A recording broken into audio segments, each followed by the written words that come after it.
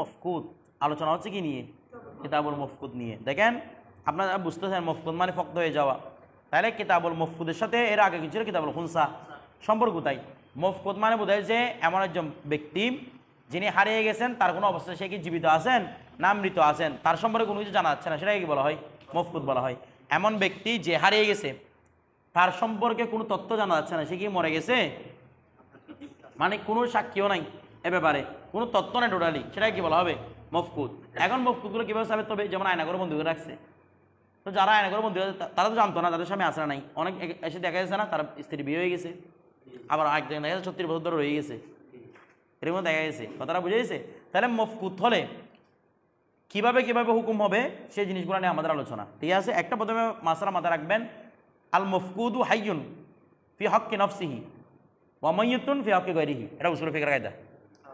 আল মফকুদু হাইয়ুন ফি হক্কি নফসিহি, নিজের বেলায় সে কি জীবিত, ওয়া মাইয়িতুন ফি হক্কি গায়রিহি, অন্যের হকের ব্যাপারে সে কি, অর্থাৎ তার হকটা কারো কাছে যাইতে পারবে না, সে নিজের হকের ব্যাপারে কি আছে? জীবিত আছে।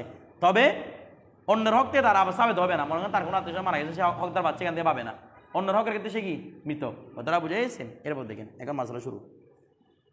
ওয়াইদা গবার রজুলু, যদি কোনো পুরুষ কি হয়ে যায়, গায়েব হয়ে যায়, আমাকে এই নুসখাটা দাও। ইদা গবার রজুলু, যদি কোনো পুরুষ হারিয়ে যায়, আচ্ছা, ফালাম ইউরাফ লাহু মাউদাউন, বলা হচ্ছে তার জন্য জানা যায়নি কোনো স্থান, মানে কোথায় আছে জানা যায়নি। তারপর ওয়ালা ইউলামু আহাইয়ুন হুয়া আম মাইয়িতুন, এটাও জানা যাচ্ছে না সে কি জীবিত নাকি মৃত। বলছে নাসাবাল কাযী, কাজী নিযুক্ত করবে, মানে একজন ব্যক্তি নিযুক্ত করবে, মাই ইয়াহফাজু, যে কি করবে? হেফাজত করবে, মালাহু, তার মাল, যে তার মালকে হেফাজত করবে, এরকম একটা ব্যক্তি কি করবে? নিযুক্ত করবে। ওয়ায়াকুমু আলাইহি, এবং ওয়ায়াকুমু, সে তাকে কায়েম করবে, আলাইহি, তার উপর, অর্থাৎ তাকে কায়েম মকাম করবে, তার উপর কায়েম করবে, তাকে তার কায়েম করবে, মানে যেন ওইটা কি করে? সে কিয়াম, অর্থাৎ এটাকে হেফাজত করে, তার হকগুলাকে সে কায়েম, দায়েম আর কায়েম রাখে তার হকগুলাকে, কারণ সে নিজের হকের ক্ষেত্রে কি হাই, তাহলে তার হকগুলো জীবিত রাখতে হবে, এই জন্য বলছে ইয়াকুম আলাইহি, তার উপর রাখবে। এরপর ওয়াইস্তাউফিয়া, এবং তার উপর দাঁড়িয়ে কি করবে? ওয়াইস্তাউফিয়া, সে আদায় করবে হুকুকাহু, তার হক, অর্থাৎ কুন্দে সে টাকা পাচ্ছে, করতে পারছে, এগুলো ওই ব্যক্তি আদায় করতে পারবে গিয়ে, যাকে কাজী করেছেন, তনসিব করেছেন, নসব করেছেন। এরপর দেখেন ওয়ায়ুন ফিকু, সে খরচ করবে, ওয়ায়ুন ফিকু মানে সে খরচ করবে, যাকে কায়েম মকাম সে খরচ করবে, আলা জাওজাতিহি, ওই ব্যক্তির স্ত্রীর ও খরচ করবে, ওয়া আওলাদি সিগার, তার না বালেক সন্তান, কারণ বালেক সন্তানের উপর খরচ করা আবশ্যক নয়, বালেকের উপর খরচ করা আবশ্যক নয়, কিন্তু স্ত্রীর উপর বাহাল হার কি নাফকা ওয়াজিব। কথাটা বুঝে গেছে? এবং সাথে তারও ওই ব্যক্তিরা যার নফকা তার উপর ওয়াজিব হয়েছে, যেমন ওর মা বাবা আছে, ঠিক আছে, বৃদ্ধ মা বাবা, এগুলার তো বলতেছে কি মিম মালি, তার মাল থেকে কি করবে? খরচ করবে, তার মাল যেগুলো নফা আসবে সব কিছু আসবে, এখান থেকে তার স্ত্রীর জন্য কি করবে? খরচ করবে। এরপরে ওয়ালা ইউফাররাকু বাইনাহু ওয়া বাইনা ইমরাতিহি, তার মাঝে এবং তার স্ত্রীর মাঝে কি করবে না? ফরাক করবে না। ফাইদা তাম্মা লাহু মিআতুন ওয়া ইশরুনা সানাতান, এখন কি বলতে দেখেন, তার মাঝে এবং তার স্ত্রীর মাঝে কি করে দিবে না?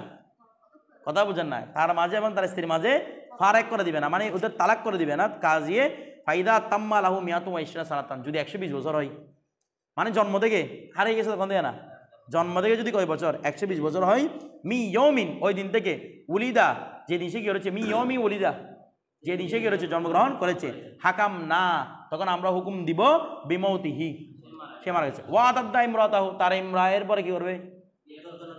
ইদ্যত পালন করবে। কিসের মওতের ইদ্যত? 4 মাস 10 দিন। আচ্ছা, এখন তার স্ত্রী কি করবে? ইদ্যত পালন করবে। এখন আসেন ফতোয়া কি দেখেন, এই ব্যাপারে ইমাম আযম 12টা মত আছে। কয় মত? 12টা মত আছে ইমাম আযমের। কথাটা বুঝতেছেন? এটা হচ্ছে ইমাম মুহাম্মদের মত, ইমাম আবু ইউসুফ, ইমাম আযম থেকে 12টা মত। এক মত হচ্ছে কি, তাকে কখন মৃত বলে ঘোষণা করা হবে? 1 নম্বর হচ্ছে যখন তার আকরান মরে যাবে, তার সমাজাতে যারা তারা যদি মরে যায়, কথাটা বুঝে, মানে স্বাভাবিক অবস্থা, যার সমাজাতে মরে গেছে, তার ভাই, তার সমাজাতে যারা আছে সমবয়সী, তারা মরে গেছে, যদি ওরা মরে যায়, বলা হবে এই ব্যক্তি কি হয়ে গেছে? মরে গেছে, তাকে মত হিসেবে ঘোষণা করা হবে। 2 নম্বর রেওয়ায়েত হচ্ছে কি, বলতেছে না 30 বছর, 40 বছর, 50, 70, 80, 90, 120, 100, 12টা রেওয়ায়েত টোটাল। কথাটা বুঝতেছেন? মানে কতদিন অপেক্ষা করতে হবে এটার উপর। ইমাম মালিক রহমতুল্লাহ বলছে মাত্র 4 বছর। ক বছর রে? হারানোর পর থেকে 30 বছর। মানে হারাম পথে 30 বছর, ঠিক আছে, আর বাকিগুলো হচ্ছে 40 বছর 50 বছর, এগুলো হচ্ছে মূল কথা। এখন দেখেন খেয়াল করেন, এখন এতদিন পর্যন্ত অপেক্ষা করবে। এখন প্রশ্ন হচ্ছে যে ফতোয়া কিসের উপর? দেখেন ফতোয়া কয়েকটা বিষয়ের উপর দেয়া যায়। কেউ কেউ ফতোয়া দিয়েছেন আকরানের উপর, মানে আকরান যখন মরে যাবে তখন মত বলে ঘোষণা করা হবে। ইমাম আলা হজরত ইমাম আহমদ রাজা খান ফাজে বেলবি রহমতুল্লাহ বলেছেন ফতোয়া শরীর মধ্যে 70 বছর, মানে তার 70 বছর হওয়া পর্যন্ত, মূল বয়স জন্ম থেকে 70 বছর, এমন না যে না 70 70 73 এগুলা মানে 70-এর কাছে না, 73 তো রেওয়ায়ত নাই, আছে 70 80 এইভাবে। তাহলে বললে 73 হোক 75 হোক 70 করে আর কি, ঠিক আছে। 70 বছর কি বলেছেন, মতামত দিয়েছেন কে? ইমাম আলা হজরত। ইমাম মালিক রহমতুল্লাহ বলছে মাত্র 4 বছর, হারানোর পরে 4 বছর, ও 4 বছর না, ও জন্ম থেকে 4 বছর আরবে কখন, হারানোর পরে কয় বছর, 4 বছর, কথাটা বুঝে গেছে। এখন একটা বিষয় দেখেন, হারানোর পরে 4 বছর, তো এখন বিষয়টা হচ্ছে কি, আলা হজরতেরা বলছেন ফতোয়া কোনটার উপর হবে? ফতোয়া হবে মালিকের উপর। আলা হজরতের ছেলে মুস্তাফা রাজা খান আজহারি, কথা না আজহারি না, উনি মুস্তাফা রাজা খান, উনি এ ব্যাপারে ফতোয়া দিয়েছেন, এবং ফতোয়া স্বামীর মধ্যে আছে, আরো বিভিন্ন জায়গার মধ্যে এই কথাটা উল্লেখ আছে যে কি, আরো কয়েকটা কিতাবের মধ্যে দেখছি, কিতাবগুলো আমার স্মরণে পড়তেছে না। ফতোয়া হবে কার উপর? ইমাম মালিকের উপর। মানে হানাফি মাযহাব নেই, তবে ফতোয়া কার উপর? ইমাম মালিক। কারণ একজন মহিলা মুস্তাহাদ, এখানে ফেতনার সম্ভাবনা আছে দৌড়া হাজের মধ্যে। এক যুগের মধ্যে থাকতো স্বামী আসে না, অনেকদিন পরে স্ত্রীরা বসে থাকতো, কিন্তু বর্তমান যুগে ফেতনা বেজে গেছি না, তো তার কাছে পরকীয়ার মধ্যে লিপ্ত হওয়ার, তাকে তালাক নাজি করাতে না পারে, পরকীয়া লিপ্ত হওয়ার সম্ভাবনা আছে গুনাহ থেকে বাঁচার জন্য। তখন মানে কাজের কাছে আগে বাগিনা দিতে হবে যে বাস্তবে আমি থাকতে পারতেছি না, বা ঘরে আমার খরচ করার জন্য কোনো টাকা পয়সা নাই, আমার একজন লালন পালন করার জন্য দরকার আছে আমাকে, কথাটা বুঝতে দেন। এবং আমি আওরাতে মুস্তাহা, মানে ইমরাতে মুস্তাহাত, আমার কাছে শাহওয়াত গালেব হচ্ছে, কথাটা সে যদি এগুলো প্রুফ করতে পারে, মানে সে যদি প্রমাণ দিতে পারে, মানে আমার এরকম সমস্যা হচ্ছে, তখন কাজী 4 বছর তার মধ্যে কী করে দিবে, পারাক করে দিবে, ইদ্যত পালন করে নতুন স্বামী গ্রহণ করতে পারবে। ইমাম মালিকের উপর কি দিয়েছেন বর্তমানে সবাই ফতোয়া দিয়েছেন, এক বাক্যে সবার ফতোয়া এখানে ইমাম মালিকের উপর। কয় বছর সর্বোচ্চ? 4 বছর, কেউ আর 70 বছর 73 বছর অপেক্ষা করবে না, কথাটা বুঝতেছেন। এটা দৌড়ে হাজারের জন্য। মুস্তাফা রাজা খানে উনি 4 বছরের উপর কি দিয়েছেন, ফতোয়া দিয়েছেন। স্বামী আসলে কিছু করার নাই, তুমি মফকুজ যখন হয়ে গেছো, তুমি মরার মতো, কথাটা বুঝে কিছু করার থাকবে না এরপরে। কারণ একজন হকের কারণে আরেকজন হক মেরে ফেলতে পারবেন না আপনি, কি অবশ্যই আদায় করতে হবে।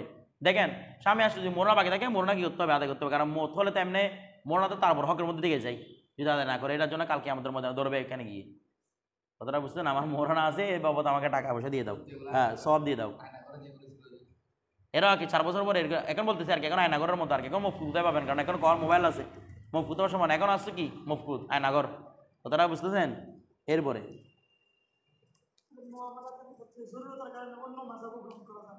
যাবে অন্য মাযহাব, মানে ওরা অন্য মাযহাবের উপর ফতোয়া দেয় নাই, মানে ইমাম মালিকের ফতোয়া আমরা দিই নাই। ইমাম মালিক যে হাদিস দিয়ে যুক্তি দিয়েছে, সে হাদিসটা আমরা নিয়েছি নি কিসের জন্য? জরুরতের জন্য, কথাটা বুঝে গেছে।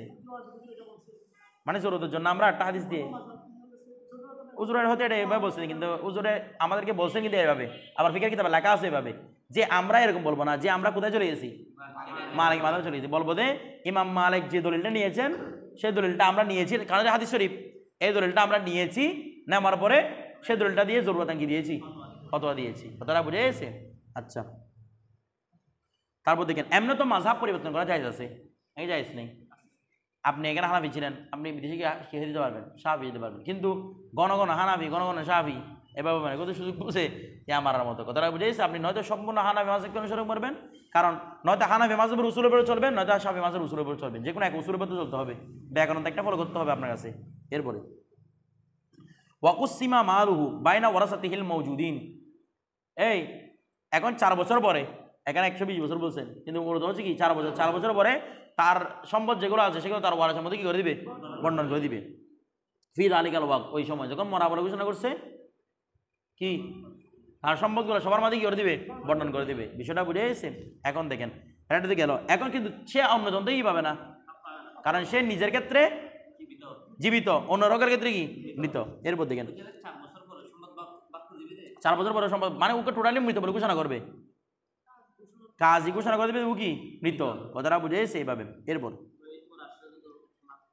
হ্যাঁ একটা বিষয় দেখেন, এটা আপনারা 12 শরীরের মধ্যে পাবেন। এখন মনে করেন অফকুদের মধ্যে চলে গেছে, এখন টাকা পয়সা সব বন্টন হয়ে গেছে, এখন টাকা পয়সা আবার বাসা এটা পাবেন না, 4 বছরের উপর ফতোয়া এটা পাবেন না, এটা পাবেন তো ফতোয়া স্বামীতে এবং মুস্তাফা জাহান আজহারির এই মুস্তাফা জাহান জরুর ওনার ইয়ার মধ্যে তোর মধ্যে পাবেন।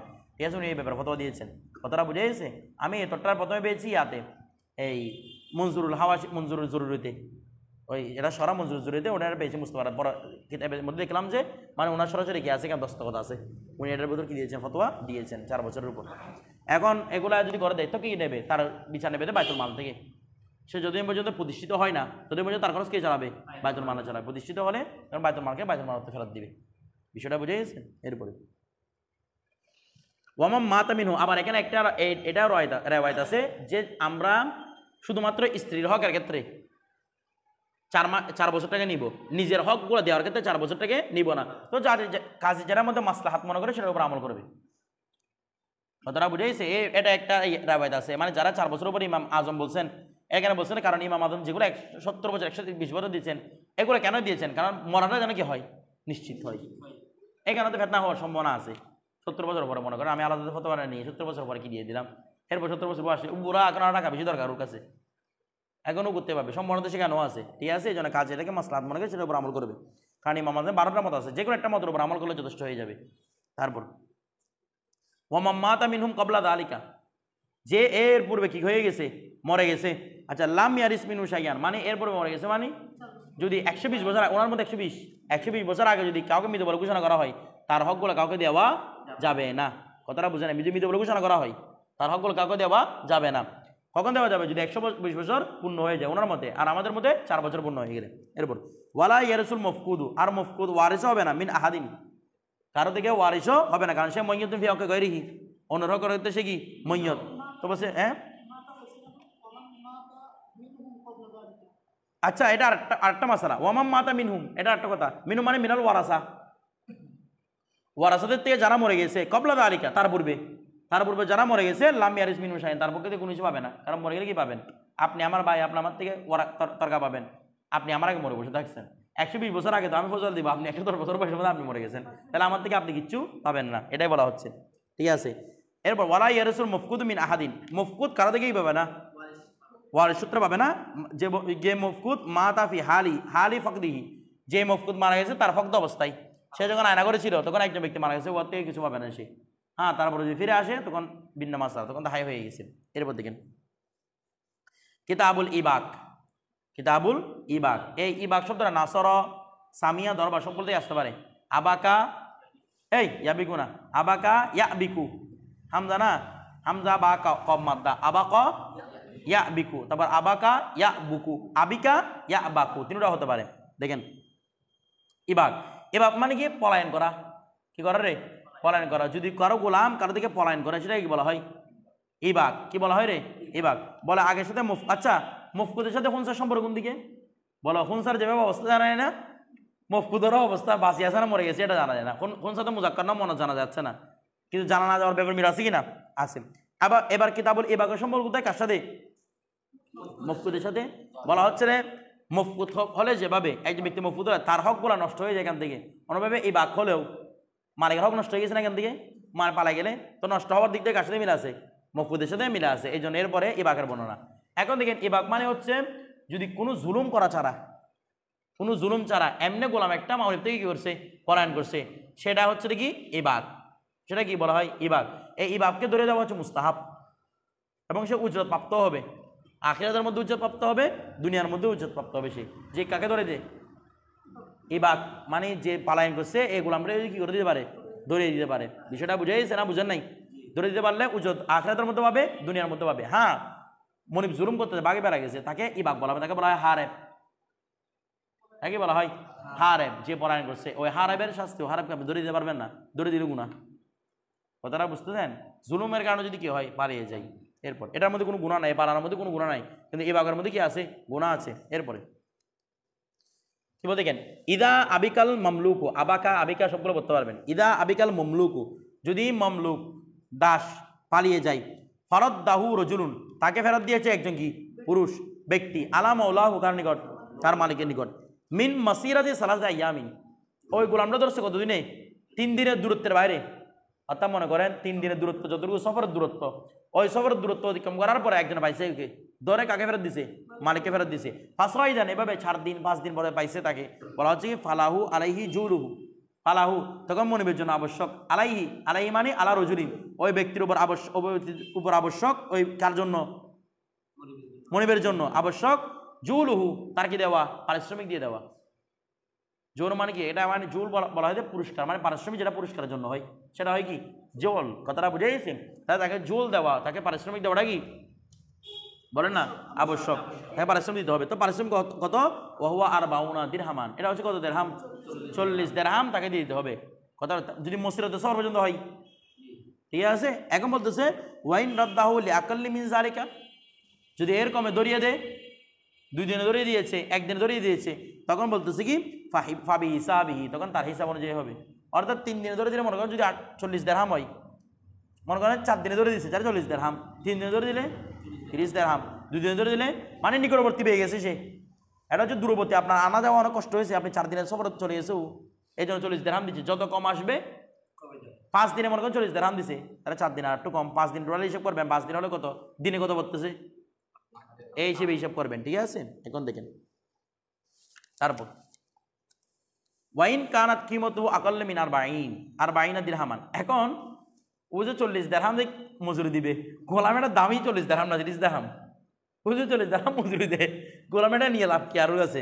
বলছে ফাইদা কানাত কিমতু আকাল্লা মিন আরবাঈনা, যদি 40 দিরহামের কি হয়, কম হয় কার মূল্য? গোলামের মূল্য। বলছে কুদিয়া আলাহু, ওই মনিবের জন্য ফয়সালা করা হবে বিকিমতিহি, ওই গোলামের কিমত দেওয়া, ইল্লা দিরহামান, কি ছাড়া? মানে মনে করেন গোলামটার দাম হচ্ছে 30 দিরহাম, তাহলে ওকে 29 দিরহাম দিবে, 1 দিরহাম কমিয়ে দিবে, যেন বরাবর মজুরিটা যেন কিনা হয় মূল গোলামের টাকার সমান নয়, তাহলে মজুরি হবে এটা কেনার মতো হয়ে যাবে। বিষয়টা বুঝে গেছে? এই জন্য বলছে যত টাকা হবে তত কি 1 দিরহাম কমিয়ে দিবে। এরপর হ্যাঁ 1 দিরহাম কমিয়ে দিবে, বোঝাচ্ছিল দিরহাম 1 দিরহাম। এরপর দেখেন ওয়াইন আবিকা মানিল্লাদি রদ্দাহু। এখন ওয়াইন আবিকা, আচ্ছা দেখেন তো একটা বিষয় পর্যন্ত, যার হাতের মধ্যে, যিনি আমাকে ফেরত দেওয়ার জন্য আনতেছে, তার হাতে আমার গোলামটা কি আমানত। তারা আমানত যদি বিভাগে তার হারিয়ে যায়, কোনো কিছু আবশ্যক হবে না। তো বলতে কি ওয়াইন আবিকা, যদি হারিয়ে যায়, পালাই যায়, মানে মিনাল্লাজি, ওই ব্যক্তি থেকে রদ্দাহু, যে তাকে ফেরত দিচ্ছে, যেটাকে ফেরত দিয়ে তার থেকে কি হয়ে গেছে, পালিয়ে গেছে, পালা সাইয়া আলাইহি, তখন ওই ব্যক্তির উপর যিনি আপনাকে ফেরত দিয়ে তার উপর কোনো কিছু ওয়াজিব হবে না, ওয়ালা জুর আলাহু, আবার কোনো পারিশ্রমিকও ফেরত দিতে পারে না, কিসে পারিশ্রমিক। এরপরে হ্যাঁ না, কোনো একটা থাকবে, তাকে টাকা দিতে হবে, নিতে হবে, টাকাও দিতে হবে। এরপরে ওয়াম বাগি আর উচিত আই ইউশহিদা, সে সাক্ষী বানাবে, এটা উচিত নয়। ইমাম আদম ইমাম মোহাম্মদ ওনারা বলছেন এটা আবশ্যক, এটা কি রে আবশ্যক। কি আবশ্যক? যে আই ইউশহিদা, সে কি বানাবে? শাহিদা ইয়াশহাদু, আই ইউশহাদা হবে, ঠিক আছে, আই ইউশহিদা আশহাদা ইউশহিদু, সে সাক্ষী বানাবে। ইজা আখাযাহু, যখন সে গ্রহণ করবে, আন্নাহু ইয়াখুযুহু, নিশ্চয় সে নিচ্ছে, লিয়ারুদ্দা আলা সাহিবি, তার মালিককে, মানে ও নিজের কাছে রেখে দেওয়ার জন্য ধরতেছে না, এটাকে মালিককে ফেরত দেওয়ার জন্য কি রাখতেছে। এখন বলবেন হুজুর গোলাম, এটা যে গোলাম, সেটা চিনবে কিভাবে? গোলামের পিঠের মধ্যে থাব্বা লাগাই দেওয়া হইতো, মানে শিল মারি দেওয়া হইতো আগুনের, আমরা গরু গোড়ার মধ্যে দেখেন না নাম্বার লাগিয়ে দেওয়া হয়তো, এরকম গোলামের পিঠের মধ্যে কি লাগাই দেওয়া হইতো, চিহ্ন লাগাই দেওয়া। যার গোলাম, মনে করে আবদুল্লাহর গোলাম, আবদুল্লাহ নামে ইয়া করে পিঠের মধ্যে লাগাই দিত একটা, কথাটা অনেকে হাতের মধ্যে লাগাইতো, গর্দানের মধ্যে লাগাইতো, বেশিরভাগ গর্দানে লাগাইতো, অনেকে পিঠের মধ্যে লাগাইতো, কথাটা বুঝতেছেন? এভাবে গরম করে লাগাই দিত, তখন ওর নামটা কি দিত, তো পালাইলে কার গোলাম পালাইছে, কথা বুঝেন নাই। আবার আবদুল্লাহ যদি আরেকজনকে বিক্রি করে, এটা মুছে, যে কোনোভাবে কীভাবে মুছাতে আমি জানি না, যে কোনোভাবে মুছে আরেকজনে কি ইয়াটা গরম করে লাগাই দিতে, এখানে কথাটা বুঝতেছেন? কি যায় এমনও যেতে পারে। এখন কথা হচ্ছে আপনি মসজিদ যখন চলে গেছে কেমন চিনবেন আপনি, এটা হচ্ছে কি ওই চিহ্নগুলো দেখে চিনে, ঠিক আছে। এরপর তারপর দেখেন ফাইন কানাল আব্দুল আবেকু রাহানান, যদি এই গোলাম যেটা কি আব্দে আবেক, মানে যে গোলামটা পালাইছে সে কি থাকে রাহান থাকে, ফালজুর আল্লাহ মুরতাহিন, তাহলে কি কাকে দিতে হবে? মুরতাহিনের কাছে। মুরতাহিন মানে যার কাছে আমি রাহান রাখছি, আপনার থেকে আমি আব্দুল কাদের আমার থেকে 1 লক্ষ টাকা পাই, তা আমি 1 লক্ষ টাকার বিনিময়ে গোলামটা রাখছিলাম ওর কাছে, তাহলে আমি রাহেন ও মুরতাহিন। এখন ওর কাছে ছিল, এটা ওই অবস্থা হারাই গেছে, তাহলে কি বলা হবে? ওই যে বলছিল যদি মুরতাহিনের যদি মূল টাকার দাম বেশি হয়, গোলামের দাম ছিল 1.5 লক্ষ টাকা, তাহলে ওর টাকাটা হালাক হয়ে গেছে, যেমন নাকি মুরতাহিনের টাকা কি হয়েছে হালাক হয়েছে, বাকি 50,000 টাকা আমার থেকে নিয়ে পরিশোধ করবে, ঠিক আছে। এরপরে আল জোর আল মুনতাহিন। তারপর দেখেন এখানে আর লম্বা কথা নেই, এটা গোলাম ওরা কিতাবু, ওরা তো গোলাম না, যেখান থেকে বাড়িয়ে গেলে ধরো তুমি ধরা দিলে তোমার 1 টাকাও দিবে না। কিতাবু ইহয়াউল মাওয়াত, কিতাবু ইহয়াউল মাওয়াত, মৃত্যুকে চিন্তা করার কিতাব। মৃত্যুকে চিন্তা করা মানে মৃত্যুকে তো আপনি চিন্তা করতে পারবেন না, হচ্ছে মরা জমিকে জিন্দা করা, আবাদ করা, অনাবাদী জমিকে আবাদ করা, এটা বলছে ইহয়াউল মাওয়াত। কথাটা বুঝে মরাকে চিন্তা করা। এখন দেখেন তাহলে ইহয়াউল মাওয়াত মানে এগুলো এখন নাই, এক সময় ছিল, আমরা কিতাব হিসেবে পড়তে হচ্ছে এগুলো, কথাটা বুঝতেছেন? ছিল, আবার সামনে এটা আসবে মশলাটা যখন বিশ্বযুদ্ধ হবে। এটা হচ্ছে মুক্তিযুদ্ধের পরে যে জায়গাটা বাসে জায়গা দখল করছে না, এটা হচ্ছে হিয়াল মাওয়াত। জায়গাটা পরে থাকছে, কেউ গিয়ে নিয়ে ফেলছে। এটা আমি আবার যে চাষ করতে তার জমি হয়ে গেছে। এটা পূর্ববিধি যখন মানুষ কম ছিল, জায়গাগুলো কীভাবে দখল করছে?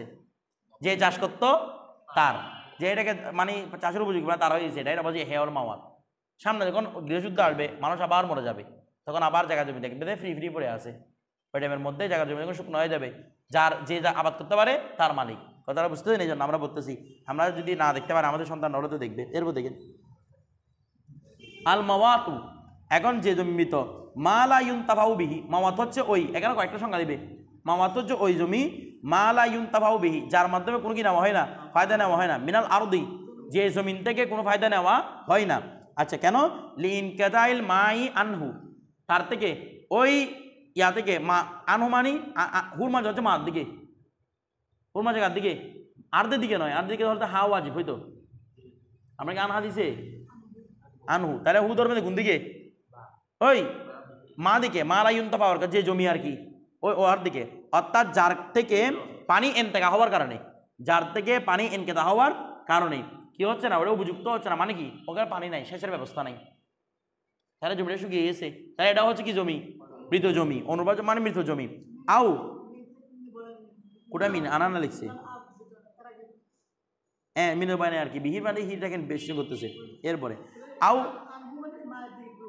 মা দিয়ে ফিরবে বা যার থেকে। এরপর আউ লি গলাবাতিল মাই আলাইহি, আলাইহি অথবা ওই যার উপর, ওই মার উপর আর কি, মা দিয়ে, ইয়ানি মা লি গলাবাতিল মাই আলাই, মাউ আলাইহি, লি গলাবাতিল মাই আলাইহি, যার উপর পানি কি এসেছে, গলাবাত এসেছে, মানে বুঝেন নাই, পানি একদম বেশি, বন্যা বেশি, এখানে জমি করা যাচ্ছে না, তাহলে ওইটাও হচ্ছে মাওয়াত জমি। তাহলে পানি না থাকলেও মাওয়াত, বেশি থাকলেও মাওয়াত। এরপরে আও মা আশবাহা দালিকা, অথবা এর অনুরূপ যা যা হয়, ঠিক আছে, মানে যেগুলোর মধ্যে আমরা মৃত বলে ঘোষণা করি একটা জমিকে, এগুলো যা দেওয়া হবে মিম্মা ইয়ানফাউ জারাতা, মিম্মা ইয়ানফাউ জারাতা, যার মাধ্যমে কি হয়, চাষ করার ফায়দা হয়, মানে এটা যদি না হয় ওই বাধা দে, মিম্মা ইয়ামনামু জারাতা, যার মাধ্যমে চাষাবাদ কি দে, বাধা দে, এরকম জিনিসের মধ্যে কি করা, মানে এটাকে জমিটাকে কি বলা হয়, মৃত বলা হয়। আর কি বলতে দেখেন, ফামা কানা মিনহা আদিয়ান, ফামা কানা মিনহা আদিয়ান। এখন যদি খেয়াল করেন, যদি কোনো জমিন মিনহা, মিনহা মানে মিনাল আরত, তখন ধরবেন যদি জমিনটাকে কোনোটা যদি হয় আদি, লা মালিকা লাহু, আদি মানে এমনি পড়ে আছে, এটা অনাবাদী, অনাবাদী জমি পড়ে আছে, ঠিক আছে, লা মালিকা লাহু, এটা কোনো আদি এমনি অনাবাদী পড়ে আছে, এটা কোনো মালিকটার কিচ্ছু নাই। আও কানা, এটাও মানে মাওয়াত জমি বলতেছে যে, এটাও কি হতে পারে মৃত, মৃত চাষের উপযুক্ত, তবে কোনো কি নাই, এমনি পড়ে আছে, কেউ এটা মালিকানা দাবি করতেছে না, তখন এটা কি হতে পারে, মাওয়াত হতে পারে। এরপরে আও কানা মামলুকান ফিল ইসলাম, অথবা ইসলামের যুগের মধ্যে, ইসলামের যখন যুগ ছিল সেটা মালিকানায় ছিল, তবে লা ইউরফু লাহু মালিকুম বিআইনিহি, নির্দিষ্ট কোনো মালিক জানা যাচ্ছে না, ওয়া ইসলামের মধ্যে মালিকানা ছিল। এখন এখানে আমাদের দৌরাহাজের মধ্যে এখানে কি হয়েছে, কুফরি প্রতিষ্ঠিত হয়েছে। এখন মালিককে, নির্দিষ্ট মালিককে কেউ জানতেছে না, মুসলমানগণ হিজরত চলে গেছে, ওই অবস্থার মধ্যে ওগুলা কি জমি, মাওয়াত জমি। এরপরে তারপর এমন অবস্থায় বলতেছে এই জমিগুলো আরেকটা শর্ত হচ্ছে কি, ওয়া বৈদ মিনাল করাইয়াতি, এই জমিগুলো কি হতে হবে, গ্রাম থেকে দূরে হতে হবে। গ্রাম থেকে কিরকম দূরে, বিহাইসু, যেখানে ইজা ওয়াকাফা ইনসানুন, যেখানে যদি মানে ইসা এভাবে যে যদি কোনো ইনসান অবস্থান করে, ফি আকসাল আমের, গ্রামের একজন শেষ প্রান্তে, গ্রামের একজন শেষ প্রান্তে কি অবস্থান করতেছে, ফাসহা, সে একটা চিৎকার দিয়েছে, বলেছে লাম ইউসমা সৌতু ফি, তার আওয়াজটা শোনা যায়নি ওই জমিতে। গ্রামের লাস্ট পর্যায়ে দাঁড়াবে, একটা চিৎকার দিবে, একদম গলা ফাটাই ফেলবে না, স্বাভাবিক যে চিৎকার দেওয়া হয় চিৎকার দিবে।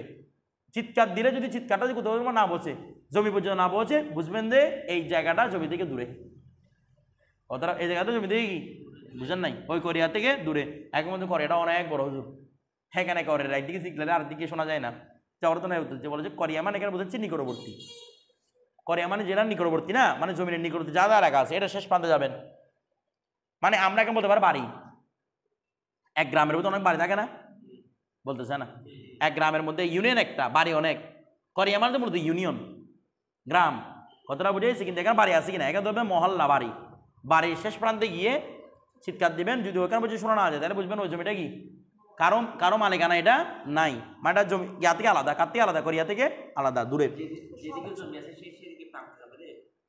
না জমি এখানে তো মনে করো জমিটা হচ্ছে এখানে এটা হচ্ছে গ্রাম তুমি গ্রামের লাস্ট মাথা এখান থেকে চিৎকার দিবা একবার থেকে চিৎকার দিবা চিৎকার দিয়ে যদি ওই আওয়াজটা যদি ওই জায়গা পর্যন্ত না পৌঁছে বুঝবে এটা গ্রাম থেকে দূরে জমিনের মধ্যে আওয়াজ পড়তো মানে জমির মধ্যে আলাদা একজন ব্যক্তি আওয়াজটা বসতে হবে যদি না বসে বুঝবেন এরা জমি ইয়া থেকে কি কোরিয়া থেকে কি দূরে এখন দেখেন যতগুলো সুরত আছে সবগুলো সুরত এরপর দেখেন তারপর বলতেছি কি কি হ্যাঁ মধুর জমাত আছে আর কি না এটা মূলত উদ্দেশ্য হচ্ছে এটা ইয়া তো মানে ইহিয়াল মামাত আছে না এটা মূলত হচ্ছে সিফাত আছে ইহিয়া ও আরাদিল মামাত আরাদিল এটা লেখা আছে কেন তোমার কেন মনে আছে এটা ইহিয়া ও আরাদিল মামাত তারা বুঝতো তো মানে মৃত জমিকে কি করা জিন্দা করা এরপর দেখেন তারপর এখানে আমাদের এখানে লিখছে এটাতে জ্বর তো নয় এটাতে তারপর দেখেন তারপর খেয়াল করেন কই গেল হ্যাঁ ফাহুয়া মামাতুন এগুলো কি হবে রে মামাত হবে কথা বলছে আবার মামারটাকে জমা ধরতে হয় না মামারটা ওয়াহেদ হয় মামারটা কি হয় রে ওয়াহেদ হয় জমা হচ্ছে মামাতাত মামারটা বা ওয়াহেদ তা জমা কি আপনারা মুজন মানিতে পেয়ে যাবেন মামারটা ওয়াহেদ হয় কথাটা বুঝতেছেন এই জন্য দেখেন এখানে ফাহুয়া মামাত ওয়াহেদ ব্যবহার করতেছে ব্যবহার করা মূল দলিত হচ্ছে মামারটা কি হয় ওয়াহেদ হিসেবেও ব্যবহৃত হয় আপনারা দেখবেন আল আরদুল এখানে ইয়ার মধ্যে লেখা আছে আর আব্দুল মামাত এখানে লেখা আছে মানে মামাত দিয়ে আর আব্দুল মামাত এরপরে তারপর মান আহিয়াহু বিইজনিল ইমামি এই মান আহিয়াহু যে কি করেছে এটাকে আবাদ করেছে জীবিত করেছে কার ইমামে কার অনুমতিতে ইমামের অনুমতিতে মালাকাহু সে তার কি হবে সে ওই মাওয়াত জমির কি হবে মালিক হবে মাওয়াত জমির মালিক হয়ে গেছে সে আচ্ছা হ্যাঁ না মামাদের দিকে উদ্দেশ্য আর দিকে উদ্দেশ্য না শুধু মামাদ উদ্দেশ্য নিবাদে হ্যাঁ শুধু মামাদের দিকে মালাকাহু এখানে আমাদের এখানে লিখে দিয়েছে যাওয়ার তো না এরাতে মানে এটার মর্যাদা হচ্ছে মামাদের দিকে এরপরে ওয়ামান আহিয়াহু যে ওই মামাদকে জীবিত করেছে বিগয়রি ইজনি ইয়ানি বিগয়রি ইজনিল ইমাম ইমাম অনুদেশ যদি চিন্তা করে লাম ইয়ামলিকহু ইনদা আবি হানিফা রাহমাতুল্লাহ আলাইহি ইমাম আযমের বলতেছে সে কি হবে না মালিকানা হবে না কারণ দেখেন তো ওই জমির সবাই মালিকানা আছে কিনা একটা জমি মামাতির উপর থাকছে সবার অধিকার আছে কিনা এটাতে যে চাই সে কি করতে পারবে জীবিত করতে পারবে তো এখনো ইমামের অনুমতি দেয় নাই আপনি গিয়ে এটা চাষাবাদ করা শুরু করে দিয়েছেন এটা আপনার মালিকানায় আসবে না কথাটা বুঝে কারণ সবার এখানে হক আছে তো এখন দেখেন ওয়াকালা রহমাহুল্লাহ ইমাম ওনারা বলতেছেন কি সাহেবাইন বলছে ইয়ামলিকুহু যিম্মি ইয়ামলিকুহু এগুলো কি হবে মালিকানা হবে কারণ ওনারা বলতেন যে চাষাবাদ করছে জমিটা তার ওনাদের দলের যে চাষাবাদ করছে জমিটা তার এখন ইমাম আযম বলতে ঠিক আছে তার বলবে কিন্তু বাকিদের হক কে এভাবে জমি রহিত করবে এই জন্য ফতোয়া হচ্ছে কার উপর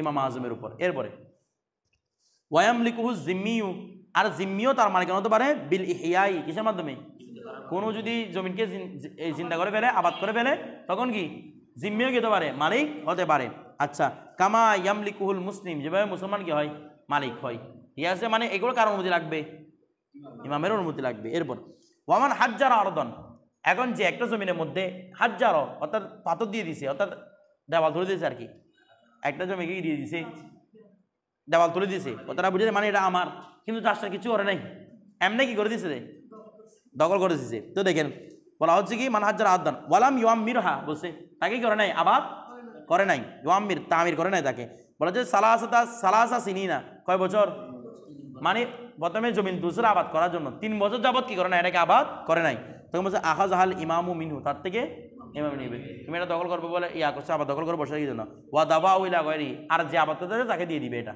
বিষয়টা বুঝে গেছে এরপর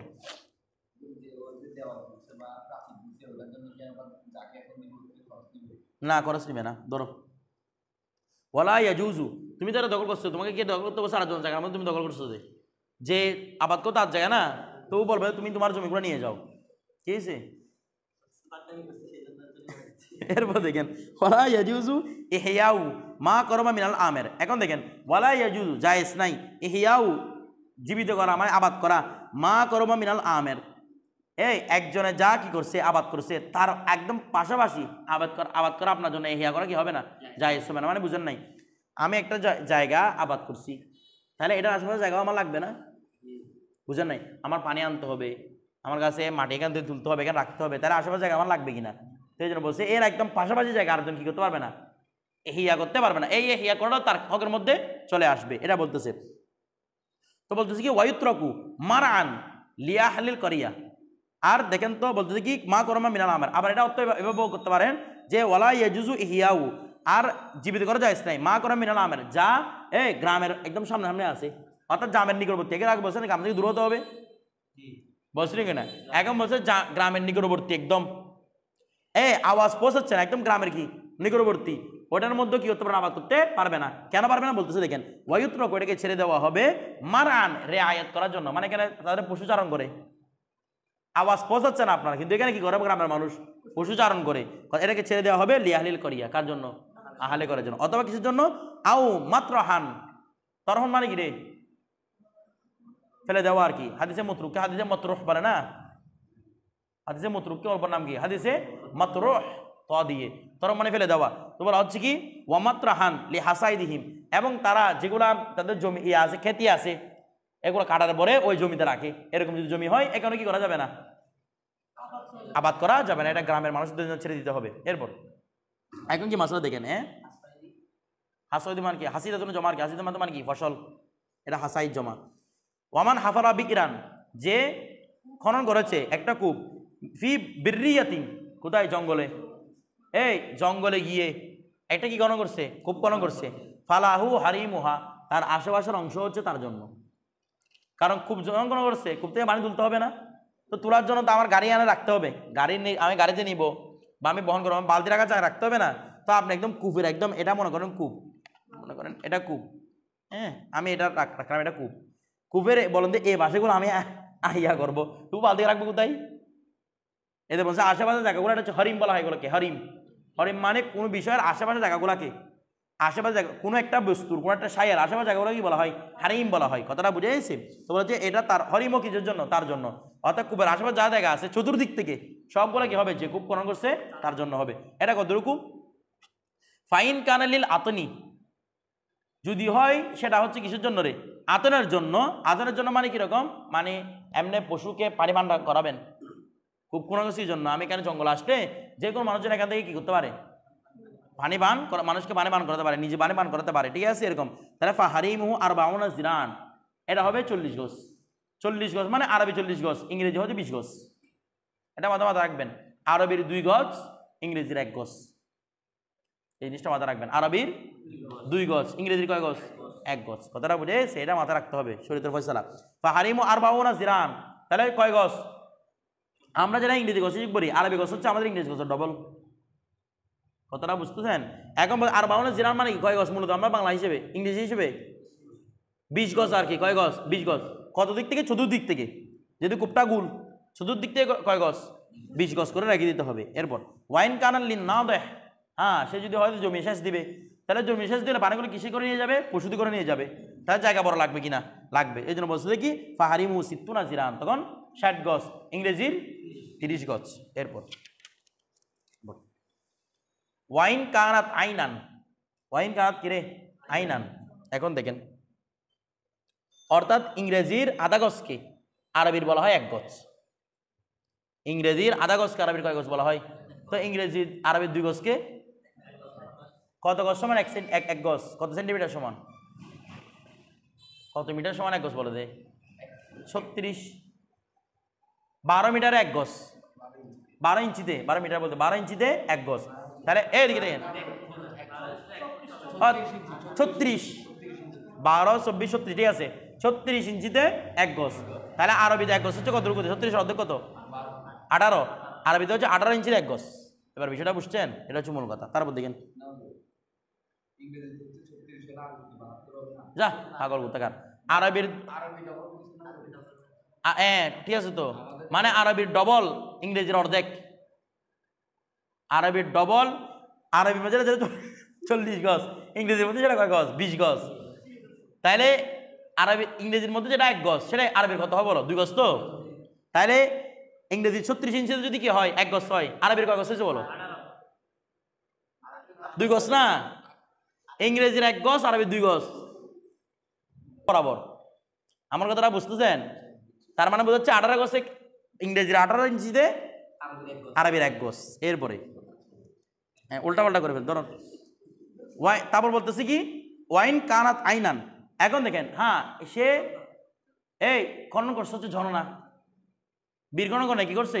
ঝর্ণা। তখন বলতেছি কি হারিম, যেহেতু ঝর্ণা তাহলে পানি বেশি প্রবাহিত হবে কিনা? বেশি জায়গা জুড়ে যাবে কিনা? তাহলে পানি যদি বেশি জায়গা জুড়ে যাবে, বেশি জায়গা থেকে ফায়দা হাসিল করতে হবে। এই জন্য বলতেছে ফাহারিমুহা হামসু মিয়াতি দিরাইন, প্রায় 150 গজ। এই না, হামসু মিয়াতিন, হামসু মিয়াতিন মানে 500 গজ। কয় সালাসু মিয়াতিন? আমাদের এখানে 500 আছে। তাহলে সরার মধ্যে মনে হচ্ছে ও একটি আছে, সরার মধ্যে বলছে সালাসু মিয়াতিন, এখানে বলছে। তবে হেদায়ে বলছে হামসু মিয়াতিন, এখানে হেদায়ের কথা বলছে, বলছে ওয়াফিল হেদায়া হামসু মিয়াতি জিরাইন। ঠিক আছে? আচ্ছা, তো এখানে বলতে মানে দুইটার মধ্যে একতলাফ থাকতে পারে, হয়তো লিখেছেন। তো 500 গজ মানি এই হামসু মিয়াত মানি কত? 500। 500 গজ মানি ইংরেজি কত? 250। এখন দেখেন জিরাইন ফামান আরাদা, যে ইচ্ছে করবে আই ইয়াহফুর, কি করতে? খনন করতে, বীরন কূপ, ফি হারিমিহা, এই তার মানে একটা কূপের পাশে আরেকটা কূপ, তারা একটা কূপের পাশে আরেকটা কূপ খনন করলে কি হবে? প্রথম কূপের পানি কমে যাবে। কতটা বুঝলেন? প্রথম কূপের পানি কি হয়ে যাবে? কমে যাবে। অথচ হরিমটা তাকে দিতে হবে, হরিমটা যেটা আছে সেটা বলছে কি হারুম, বলছে মুনি আমিনু, তাকে সেখান থেকে কি দেওয়া হবে? বাধা দেওয়া হবে, তুমি হরিমের ভিতর ধরতে পারবে না। ঠিক আছে? এরপর দেখেন ওয়ামা তারাকাল ফুরাত, ওয়ামা তারাকাল ফুরাত মানামায় মাসদারি, yani তারকাল ফুরাত, কি ছেড়ে দেওয়া? ফুরাত নদী আর কি, একটা নদী ফুরাত, ফুরাত নদী ছেড়ে দেওয়া। আউ দাজলা, অথবা দাজলা নদী ছেড়ে দেওয়া, মানে যে কোনো একটা নদী ছেড়ে দেওয়া। তো বলতে কি ওয়াদলু আনহু আল মাউ, ওয়াদালা আনহু আল মাউ, এই তার থেকে পানি কি হয়ে গেছে? চলে গেছে। আদর মানে পরিবর্তন হয়ে গেছে, তার থেকে পানি চলে গেছে। এখন কেউ একটা মানে ফুরাত নদী ছেড়ে দিয়েছে, এরকম করে নদীটা আমার ছিল, আমি এটা খনন করছি নদীটা, ঠিক আছে, কিন্তু আমি পরবর্তী চলে যাওয়ার কারণে পানি এখান থেকে কি হয়ে গেছে? চলে গেছে, পানি চলে গেছে আর কি, শুকিয়ে গেছে এক কথায়। তারপর ফাইন কানা ইয়াজুজু আউদুহু ইলাইহি, এ দেখেন যদি তার কাছে ফাইন কানা ইয়াজুজু ইয়ানি ইউমকিনু, ফাইন কানা ইউমকিনু যদি সম্ভব হয়, আউদুহু তার প্রত্যাবর্তনের, ইলাইহি মানে ইলাল ফুরাত ওয়াদ দাজলা, এই বুঝি নাই, হ্যাঁ পানি চলে আসবে আর কি। মানে ফাইন কানা ইয়াজুজ যদি ইউমকিনু যদি সম্ভব হয়, আউদুহু আউদুল মা যদি পানি ফিরে আসা সম্ভব হয়, মানে এখানে পানি চলে গেছে, ঠিক আছে, আবার পানি ফিরে আসবে সম্ভব হয়, লাম ইয়াজুজ ইহিয়াউহু, তখন কি জায়েজ নাই? তার এহিয়া করাটা কি নাই? জায়েজ নাই, আবাদ করা জায়েজ নাই। ওয়াইন কান গানের অলরেডি আবাদ আছে, ওয়াইন কান লা ইয়াজুজু মানে লা ইউমকিনু আন ইয়াউদা ইলাইহি, সে ওই নদী দিকে আর প্রত্যাবর্তন করবে না, ফাহুয়া কাল মাওয়াদ, এটাকে আবার কি করতে পারার জিনিস, আবার এহিয়া করতে পারবে। আচ্ছা, ইদা লাম ইয়াকুন হারিমান লি আমিরিন, এখন বলতে ইদা যখন, লাম ইয়াকুন হারিমান যখন কোনো হারিম থাকবে না, লি আমিরিন কোনো বসবাসের জায়গাতে, কোনো বসবাস করে ব্যক্তির জন্য, কোনো গ্রামের জন্য কোনো হরিম নাই, ইউমলিকুহু সে মালিক হতে পারবে, মিন ইহিয়াহি বিইজনিল ইমাম, ওয়া এই ব্যক্তির একটা গ্রামের একটা আমের একটা বসতি স্থাপন, এটা কোনো হরিম টরিম কিচ্ছু নাই, ঠিক আছে। হরিম আছে কিনা সেটা প্রমাণ করার জন্য কিন্তু বাইনা লাগবে, হরিম আছে কিনা সেটা প্রমাণ করার জন্য কি লাগবে? বাইনা লাগবে। এখন প্রমাণ হয়েছে এখানে কোনো হরিম নাই গ্রামের, ঠিক আছে, তখন ওই অবস্থার মধ্যে যে কেউ ইমামের অনুমতি কি করতে পারবে? পাশাপাশি কি করতে পারবে? এহিয়া করতে পারবে। এখন দেখেন এখানে আর লম্বা ছোট কোনো কথা নাই, হুজুর যাওয়ার তো যেগুলো কথা ধরছে এগুলো হচ্ছে একটু কথাকে বাড়াইছে, মূলত কথা একটা। ওয়ামান কানা নাহারুন ফি আরদি গায়রিহি, এখন আরেকজনের জমিতে আপনার একটা কি ছিল? ওয়া জমিটা আরেকজনের, এখন আপনার এখানে একটা কি আছে? কুবা আছে। এখন দেখেন ফালাইসা লাহু হরিমুন ইনদা আবি হানিফা রাহমাতুল্লাহ আলাইহি, তাহলে ইমাম আযম বলতে তার কোনো কি থাকবে না? হরিম থাকবে না। মানে আপনার আরেকজনের জমিন, আপনার কি নদী, ঠিক আছে, নদীটা আপনার, আপনার কোনো এখানে হরিম থাকবে না, কারণ হরিম থাকলে আরেকজন জায়গাতে দিয়ে দিতে হবে না, বলতেছে না, হরিম থাকলে আরেকজন জায়গাতে দিতে হবে কিনা, বলছে কি এই জন্য বলতেছে লাইসা লাহু হরিমুন ইনদা আবি হানিফা ইল্লা ইয়াকুন লাহু বাইনাতু, যদি বাইনার প্রমাণ না থাকে তাহলে বলতে হবে এটা কোনো কি নাই, হরিম নাই। তো কি হরিম না থাকলে কি করবো? আমি নদীটা বিক্রি করে দিব ওর কাছে, নদীটার কাছে কি করে দিব? বিক্রি করে দিব। কথাটা বুঝে গেছে? এখন দেখেন হ্যাঁ ইল্লা ইয়াকুন লাহু বাইনাতু, হ্যাঁ জমিনের উপরে, মানে আমি প্রথমে শুনো, আমি প্রথমে একটা কি করছি, নদী খনন করছি, করে চলে গেছি আমি, পুরো ওই জমিটা মানে এর আশেপাশে জমিটা একজনে কি করছে, আবাদ করে ফেলছে, তাহলে এগুলো আলোচনা জমি না। এখন জমিন হচ্ছে আরেকজনে, কিন্তু নদী কার? বুঝতে পারো না, নদী হচ্ছে তোমার। এখন বলতেছে তুমি কি দাবি করতে পারবে না, নদী তো তোমারই আছে, তুমি এটার আশপাশে দাবি করতে পারবে না, মানে নদীর আশপাশে 500 গজ আমাকে দিতে হবে, 200 গজ দিতে হবে, এরকম দাবি করতে পারবে না। বেশিটা বুঝে হ্যাঁ তোমার কাছে বাইনা থাকে, মানে এই এখানে তো হরিম সহ আমার, মানে হরিম দরকার আছে, এটা আমি যখন কি করছিলাম, নদী খনন করছিলাম, তো নদী থেকে যেগুলো মাটি খনন করছি, মাটিগুলো কোথায় রাখছিলাম? পাশে রাখছিলাম। হরিমগুলো আগে কেন? নদী থেকে যখন খনন করার দরকার পড়বে তখন হরিমের উপর রাখবে, আমি পাশে রাখছিলাম। এগুলো আমার জন্য বাইনা প্রমাণ আছে, আমার স্বাদ আছে, এর আগে বলছিলেন স্বাদটা জরুরি। এখান থেকে ইমাম বাকি বলছে না, ইমাম আদম কি বলছে, বাবু হাত মনে আবশ্যক, তো ওদেরকে বলবে যে আমি এখানে দেখছো, এখানে আমি জমি রাখছিলাম কিনা, এখানে এই জমিগুলো আমি বরাদ করছি কিনা আমার নদী থেকে, তো যারা বলবে হ্যাঁ আপনার হরিম তো আপনি বরাদ করছিলেন, তখন সেটা তার জন্য আলাদা আলিকা। ওয়াইন দাহুমা আবাদ করছে বরাদ জন্য, এই জন্য তার জন্য জমি নেই সেইটা, আর নানা জমি নেই, জমি কি আপনি নদীটা কি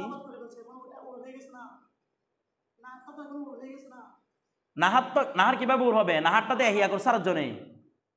কথা শুনেন, এটা হচ্ছে মনে করেন একটা জমিন, পুরো জমিন, এখানে এই লাইনের মধ্যে আপনি একটা কি করছেন, নাহার আবাদ করছেন, নাহার আবাদ করে আপনি চলে গেছেন, চলে যাওয়ার পর আমি এসে পুরো জমিটা কি করে নিছি, আপনি তো পুরো জমিতে আবাদ করেন না, আর আমি একদম এর আশেপাশে যা আছে সবগুলো কি করে নিছি, আবাদ করে নিছি। আবাদ করার পরে এখন আপনি যদি এসে বলেন যে নদী তো আমার, হ্যাঁ ঠিক আছে নদী তো আমি খনন করি নাই, এখন ও দাবি করতেছি কি হরিমও আমার, আশেপাশে জায়গাও কি আমার, তখন তাকে দেওয়া হবে না যতক্ষণে কি পেশ করে, সাক্ষী পেশ করে, তাকে বলতে হবে দেখি সে নদী থেকে যা খনন করছে সেগুলো কি পারে রাখছে, তখন এটা পার হবে, নয়তো কি হবে না পার। পার কখন হয় রে? যখন নদী থেকে যা তুলে সেগুলো কোথায় রাখে, পাশে রাখে, তখন সেটা হয় পার। কথাটা বুঝে সে পার রাখছে, দড়ি রাখতে হবে।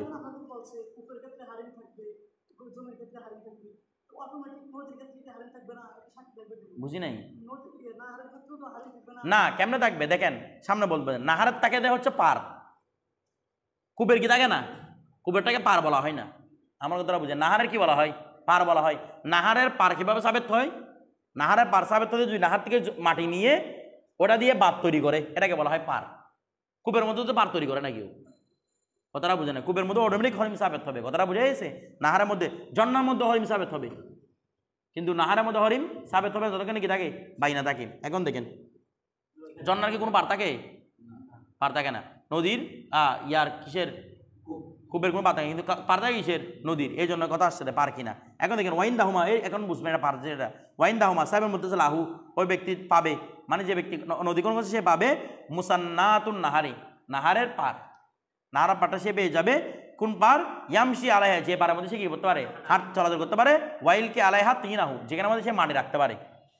কথাটা বলছে এই পারটা সে পাওয়া ফতোয়া হচ্ছে ইমাম আজমের উপর, যেহেতু আরেকজনের যেহেতু আপনি মুদ্দাই, আপনি আরেকজনের হক নিয়ে দিতে পারবেন নাকি, যারা বাগিয়ে না ছাড়া। কালকে থেকে ইনশাল্লাহ কিতাব